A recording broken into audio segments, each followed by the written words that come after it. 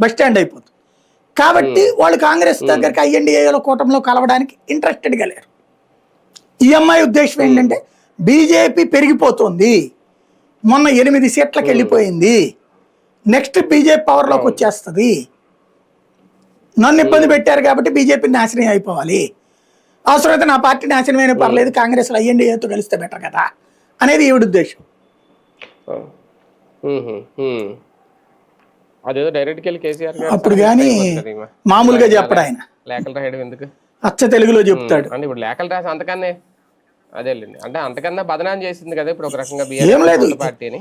ఒక కుటుంబ వ్యవస్థను కుటుంబ వ్యవస్థగా ఉంచకుండా కుటుంబ వ్యవస్థలోకి రాజకీయాలు తీసుకొస్తే ఎట్టుంటుందోనేమో కేసీఆర్ నిరూపించాడు అక్కడ, ఇక్కడ షర్మిల నిరూపించింది, అంతే తేడా. కానీ ఒకటి సార్, ఓకే షర్మిల గారు బయటకు వచ్చి ఏం చేశారు, ఓకే రాధాకృష్ణ గారు రాసినట్టు ఓకే ఆమె ఫెయిల్యూర్ అనుకుందాం. కవిత గారికి నిజంగా ఆ ధైర్యం, నిజంగా ఆ సత్తా ఉందా, ఒక సొంత కుంపడి పెట్టే ఆలోచన కానీ లేదంటే బయటకు వచ్చే ఆలోచన కానీ చేస్తారా? సింపుల్ లాజిక్ ఎట్లుంటుందంటే నీ చుట్టూ ఉండేవాడి యొక్క ప్రోత్సాహాన్ని బట్టి ఉంటుంది, ప్లస్ నీ చేతిలో ఉన్న వనరులు.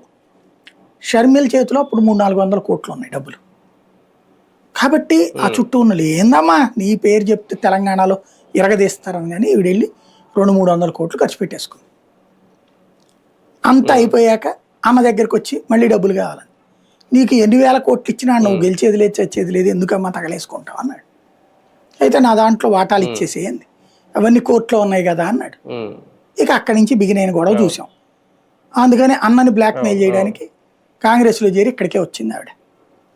దాంతో కడుపు మండిన అన్న, నా ఆస్తులు నీకిస్తా, నువ్వు